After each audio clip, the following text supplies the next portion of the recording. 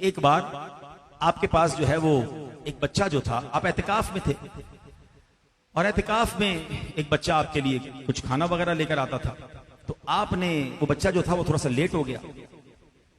अब जब लेट हुआ तो आपने उसके सर पर एक चपत लगा दी कि मियां इतनी देर से क्यों आए। तो 2 घंटे लेट आया था वो।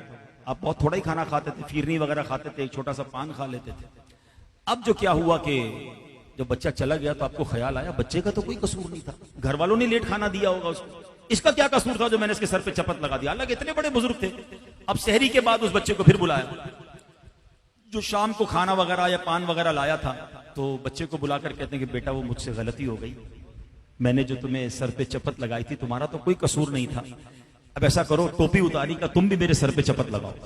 सारे मस्जिद में लोग हैरान कि वक्त का इमाम छोटे से बच्चे से कह रहा है कि मेरे सर पे भी चपत लगाओ, यानी सर पे तुम मुझे मारो। बच्चा परेशान हो गया कि बाबा जी, बुजुर्ग जी, आप ये क्या कह रहे हैं। आला हजरत ने कहा कि ये तुम्हें करना पड़ेगा। बच्चा कांपने लगा डर से। आला हजरत ने अपनी टोपी उतारी, उस बच्चे का हाथ पकड़ा और कई बार अपने सर पर चपत लगाई। अच्छा, उससे पहले पता है क्या किया, उसको थोड़े पैसे भी दिए, वो फिर भी नहीं माना। फिर उसका हाथ पकड़कर अपने सर पे चपत लगाई और उसके बाद आपको चैन आया कि कहीं ये बच्चा, क्योंकि अच्छा बच्चा कहता मैंने आपको माफ किया, ये शरई मसला सुन लो। वो कहता हुजूर मैंने आपको माफ किया, आप क्यों ऐसा कर रहे हैं। फरमाया तुम ना बाले हो, तुम मुझे माफ भी नहीं कर सकते।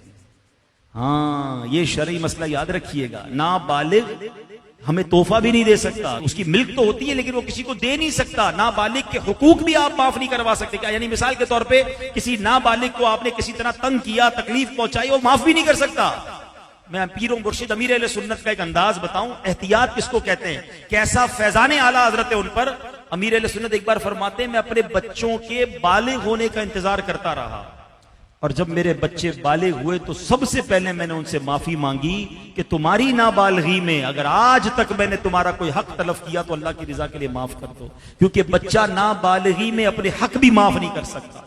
तो अब सोचिए, बच्चे के साथ ज्यादती नहीं करनी चाहिए, उसके साथ कोई ऐसा अमल ना करें जिससे उसका दिल टूट जाया करे। लेकिन आला हजरत हुकूकुल इबाद का ऐसा अंदाज था।